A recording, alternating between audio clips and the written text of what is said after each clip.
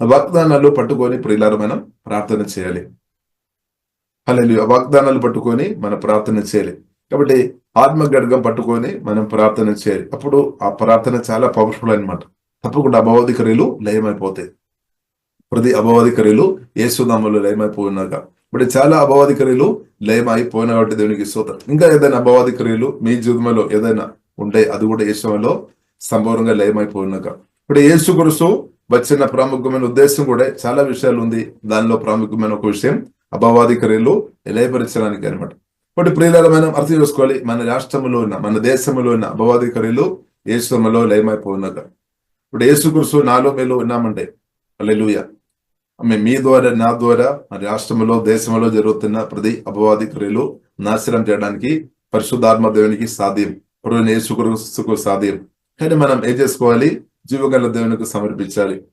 కాబట్టి మీ ఇంటిలో జరుగుతున్న అపవాది క్రియలు కావచ్చు, మన సమాజంలో జరుగుతున్న కావచ్చు, సంఘంలో జరుగుతున్న కావచ్చు, మన రాష్ట్రంలో జరుగుతున్న కావచ్చు, దేశంలో జరుగుతున్న కావచ్చు, ప్రతి అపవాది క్రియలు ఉండే యేసునామములో లయమైపోయినాక. కాబట్టి దానికి ప్రియులారా ప్రాముఖ్యమైన విషయం ఏంటి అంటే మీరు సమర్పించడం మాత్రమే. మీరు అంటే సమర్పించాలి, ప్రభు కొరకు నిలబడాలి.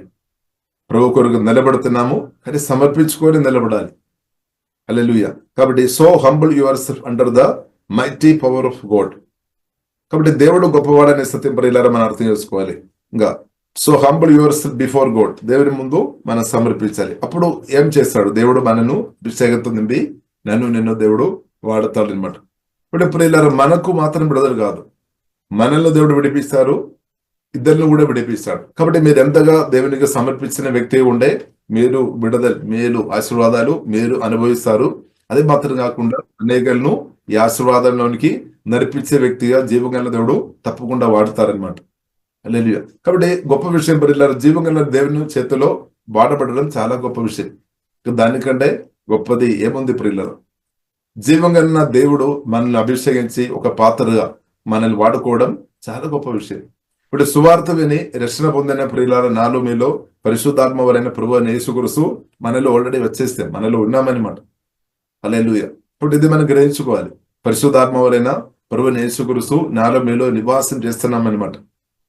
కాబట్టి ప్రియులారా మనం పూర్తిగా మనం సమర్పించాలి. మనం ఆత్మ మాత్రం కాకుండా ప్రాణం శరీరం కూడా దేవా నన్ను కూడా ఈ కాలంలో ప్రభు వాడుకోము మీ రాజ్యం కొరకు, అనేకలు సంతోషం కొరకు, అనేకలు సమాధానం కొరకు, అనేకలు ఆశీర్వాదం అనుభవించుడు ప్రభు నన్ను కూడా వాడుకోమని మీరు ప్రార్థన చేయాలి. కోరుకోవడం మాత్రం కాదు, కోరుతున్న ప్రియులను మీరు సమర్పించాలి. దేవుని బలమైన చేతిలో సమర్పించాలి అనమాట.